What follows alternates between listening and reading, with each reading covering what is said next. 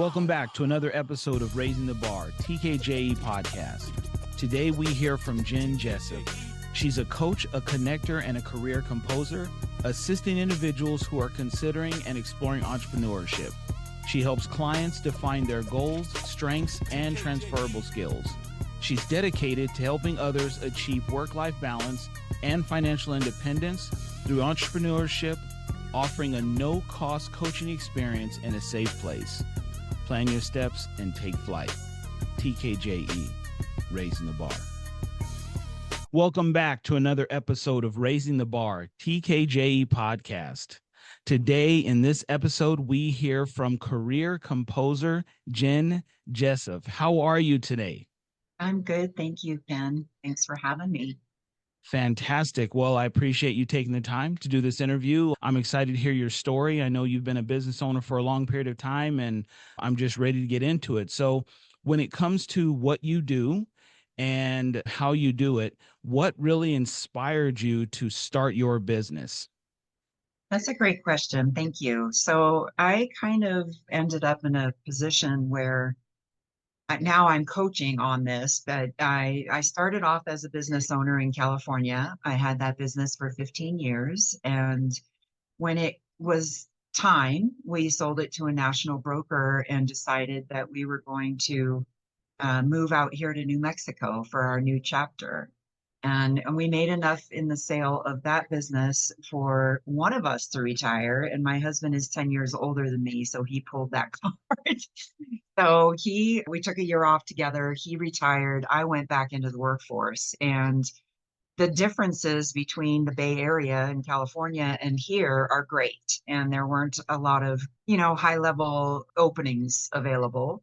I did take a couple jobs here and was laid off twice in 2 years. And so it was really difficult, to come from a successful business ownership to having to return to employment anyway, but then to be laid off twice. And I had never been in that position before. I'd never been terminated or laid off or anything. So I went through this very experience that I'm now teaching others how to go through. I met with a coach. I was introduced because I was super frustrated at that point, for me to be laid off and not know what was next. All I did know is that I never wanted to be in that position again. I never wanted to be in that layoff position again. It was not a good feeling. So I was introduced to a coach that does what I do now, a career composer, and she just opened my eyes to so many other options that I could transfer my skill set to. And I found so much value in that experience that it inspired me to learn more about this business.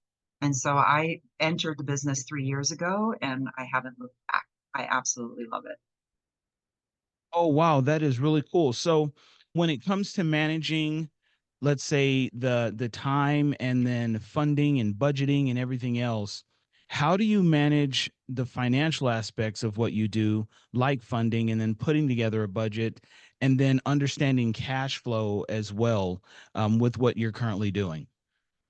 Yeah, one of the things that we speak to in this experience, so the whole coaching experience is designed to help people find clarity in what they want to do next. That's what it is all focused on. And it's designed to be a safe space for people to just try on some new hats and see if something fits them better than what they've been wearing. But, it is a big, scary decision to move from employee to entrepreneur. And so a lot of the guidance and support is focused around that. Finances and funding is one of the big pieces of that. When you decide that you're going into business, regardless of what that business is, you're going to need some capital. So I was fortunate enough to work with a funding partner that was recommended to me, and they did a lot of the legwork for me. I decided that I interviewed many different advisors and looked at all the different loan products and decided that I was going to move forward with an SBA loan, an SBA Express loan. And if you've ever been through that process, you know how grueling it can be. It's a lot of paperwork. It's the government, so it's a lot of paperwork, a lot of requirements, but it was the right thing for me to do. What I liked about it is that it gave me the opportunity to have some extra capital put aside. So I not only was able to cover my expenses of the investment of the business itself, but I also had working capital for 6 months to not have to worry about any of the other expenses involved. I was really pleased that I had that. I also like the fact that it's got no prepayment penalty. So even though it is a 10-year term, if I want to pay it off next week, I can, and there's no prepayment penalty for that. So those are the reasons that I chose the loan that I did. I think that when you enter a business to do it right, you have to have a budget in place. You have to know how much you're going to put towards marketing, general operating expenses, all of those things. You can't just decide one day that you're going to be your own boss and open a business and not do some of that other legwork. It's really, really important to have that foundation in place. So I do a really good job about tracking my expenses. I hired a bookkeeper because I don't like to do that part of the job. I am a true believer of do what you're good at, what you enjoy, and parcel out the rest, like outsource the rest. It's not worth your time or your effort if it's something that you can't stand doing or that you don't have enough knowledge around to do yourself effectively. So that's what I do. I outsource my bookkeeping. She does a great job for me, but I do track all of my expenses. I look at my ROI on anything that I'm doing or contributing to make sure that I'm getting the best price, I'm getting the best value, all of those things. Super important. Absolutely. Now, you mentioned, not doing the things that you're not good at, which I completely agree with. So there's a balance that has to be maintained there. So, how do you maintain balance between work, personal life, and then self care along with that as you're building this business or expanding and things of that nature? Yeah. I think self-care is definitely not paid as close attention to as it needs to be.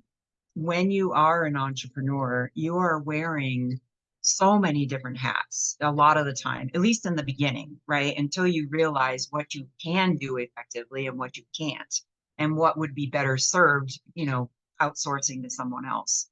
I think that I got the first year, I mean, my hair was on fire, right? I was everywhere all the time doing all the things. But by year two, I was like, this is not working. I am totally out of balance. I need to be able to fill my cup up so that I can help fill others up. I can't care for other people. My clients, it takes a lot of energy to do what I do. I'm on, these interactive calls all day long. And in order to do that, I have to be at my best. So I actually got to the point where I schedule time on my calendar for whatever it is that I feel I need. If it's I need 3 hours to do admin work today with just quiet time and no interruptions, then I'll do that.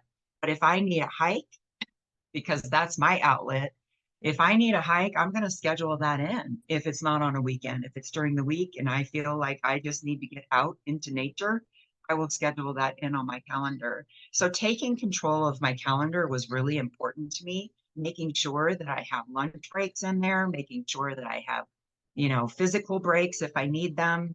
I do meditation every morning to start my day, to set the intention of the day. There's lots of different things that I'm doing just to keep myself in check and making sure that I'm putting my best foot forward so that I can serve others just as well. I like that. Keeping yourself in check. Accountability for Yep, yourself is really important when it comes to business ownership or being an entrepreneur in general. right. Now, as you expand, what role does networking build in when it comes to meaningful relationships and building those connections? What role does networking play in your business as you start to develop and grow? I think networking is key. And I'll give you a little bit of backstory. When I started the first business with my husband, I was extremely shy, painfully shy.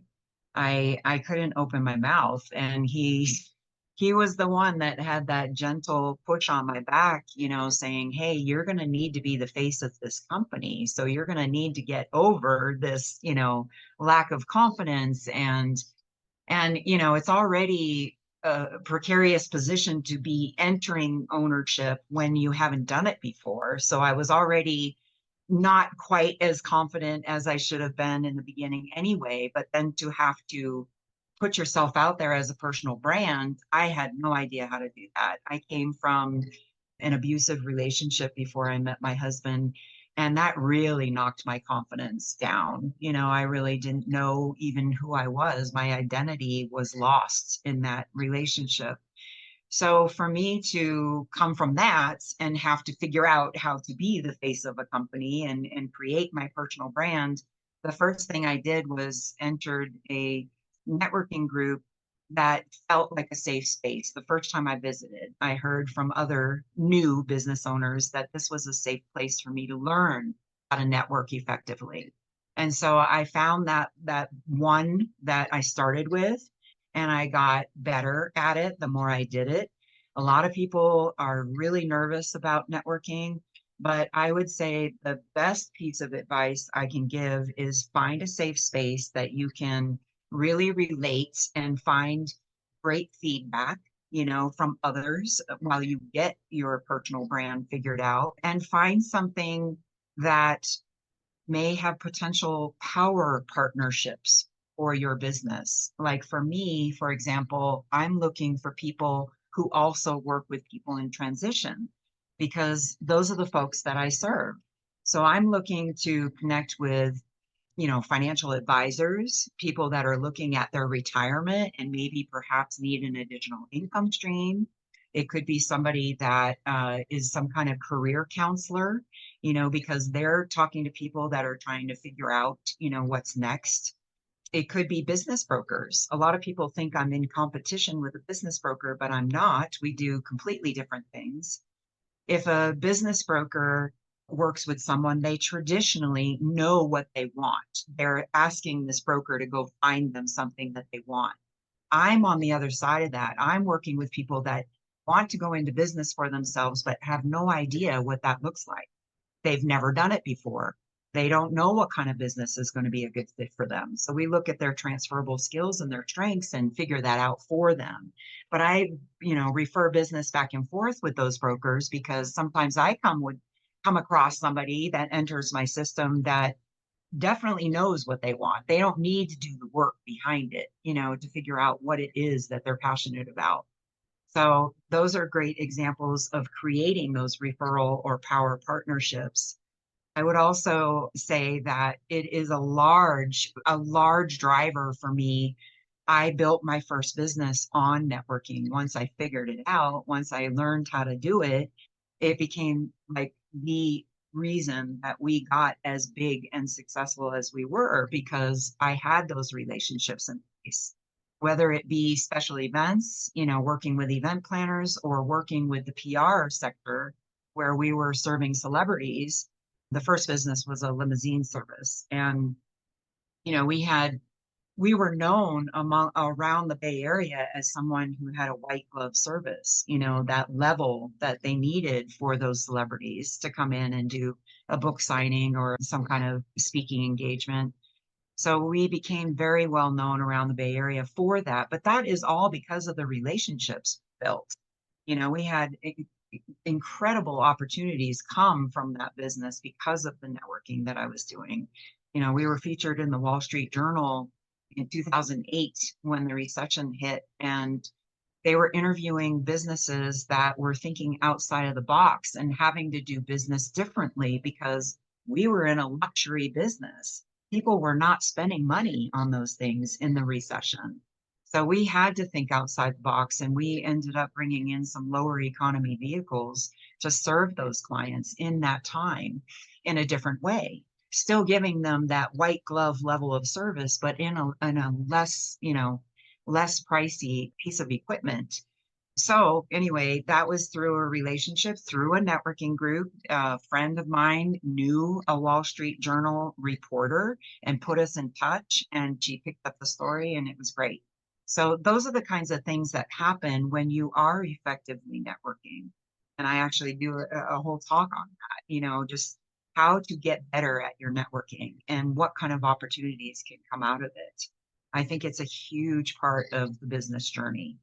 all of it, the personal branding, the networking, the relationships, you know, be strategic about it. But it's super important. One of the things that drives me nuts is people don't realize the value of marketing in general, and that includes networking. And when things get tight and they have to pull the purse strings in, they tend to let go of marketing and networking. Or they've been so great at networking, they get a ton of clientele and they say, oh, well, I'm too busy now. I can't network because I'm too busy. Well, what a great problem to have, right? That is when you can scale. That is your opportunity to scale. When you get your calendar so full that you can't come to networking anymore, then you hire somebody to do that. You hire somebody to network for you, or you hire somebody to do the work, that you have all this work to do. One or the other. That outsourcing thing, again, that's the way that good, successful businesses scale, is by outsourcing what they can't handle themselves. But that is something, going back to the whole marketing thing, and you should always have a marketing budget, and it can be dependent. How I always calculated mine or formulated mine was I did a percentage based on my revenue. And that way, if I didn't have a huge amount of revenue coming in, I wouldn't be spending as much on marketing. So I did a percentage based marketing budget, and that worked very well for me. So, because there are dips in our businesses, that's just part of being a business owner. Some months are going to be really abundant and some are not. And so, when you do it on a percentage like that, I think it's super helpful. Doesn't work for everybody, but it worked for me. Wow. So then, you know, leveraging relationships Yep, really matters. it sure Um, does. Now, when it comes to lessons learned, can you give us one lesson that you've learned on your business journey that is not taught in schools? Well, there's a lot of business ownership journey that is not taught in schools. I would say that probably what I've learned over the last couple of years is how important it is to have that solid foundation in place before you do anything. You really need to think about your business plan. What does that look like? What does it look like a year from now, 3 years from now, 5 years from now? Have a general idea and put it on paper. It's great to have all these ideas in your head, but unless you're willing to take action on them, write it down and take action, then they're not going to go anywhere. They're going to remain up here, in your head and not come forward. You're not going to be able to progress. I would also say that you're never going to feel completely 100% ready to be a business owner. That just doesn't exist. It is something that you could love and want to do so much, but you're never going to be 100% prepared, 100% ready. Just know that we're all, trying to figure things out. It does get easier the more you do it. I would say the last thing is be your authentic self. The more you can be your true authentic self and speak your authentic voice, which I think is going to be super important in the age of AI. A lot of people are using AI to put out marketing materials. If it's not your voice, don't use it, or change it so that it does, still convey your voice. There's lots of things I use AI for, but I want everything that I produce to sound like me.